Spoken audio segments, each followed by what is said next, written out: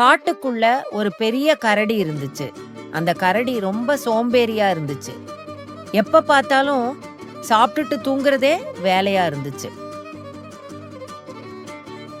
அது வாழ்ந்துகிட்டு இருந்த இடத்துக்கு பக்கத்துல ஒரு எறும்பு கூட்டம் வாழ்ந்துகிட்டு வந்துச்சு. கரடி சாப்பிடும்போது கீழே சிந்துற சின்ன உணவு துணுக்கு எல்லாத்தையும் அந்த எறும்பு கூட்டம் கொஞ்சம் சாப்பிட்டுட்டு மீதியை சேமிச்சு வைக்கும். ஒரு நாள் அந்த எறும்புங்களோட தலைவன் அந்த சோம்பேறி கரடிக்கு பாடம் புகட்ட நினைச்சிச்சு. அதனால எல்லா எறும்புகளையும் கூட்டிக்கிட்டு போய் தூங்கிக்கிட்டு இருந்த கரடிய சுத்தி நின்னுகிடுச்சு. ஒரு எறும்பு போய் கரடிய கடிக்க சொல்லுச்சு. அந்த எறும்பும் தூங்கிட்டு இருந்த சோம்பேறி கரடிய கடிச்சிச்சு. வலி தாங்காம தூக்கத்துல இருந்த கரடிக்கு பகீர்னு இருந்துச்சு. என்ன இது, எல்லா எறும்புகளும் என்ன சுத்தி நிக்குதுன்னு பயந்துச்சு.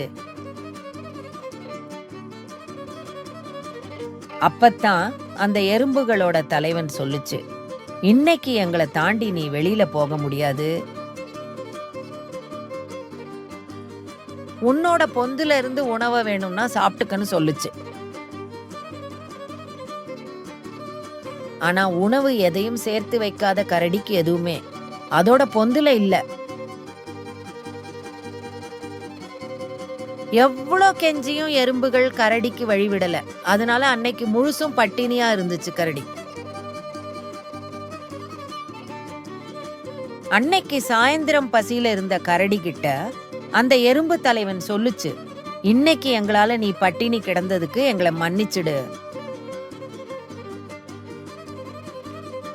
ஆனா ஒரு விஷயம் புரிஞ்சிக்க, இதே மாதிரி உன் இருப்பிடத்தை விட்டு வெளியே போக முடியாத சூழல் வரலாம்.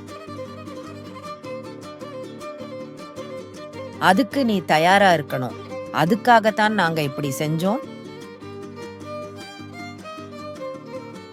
நீ சாப்பிடுற சாப்பாட்டுல இருந்து கீழே விழுகிற துணுக்குகளை சாப்பிட்டு தான் நாங்க வாழ்றோம்.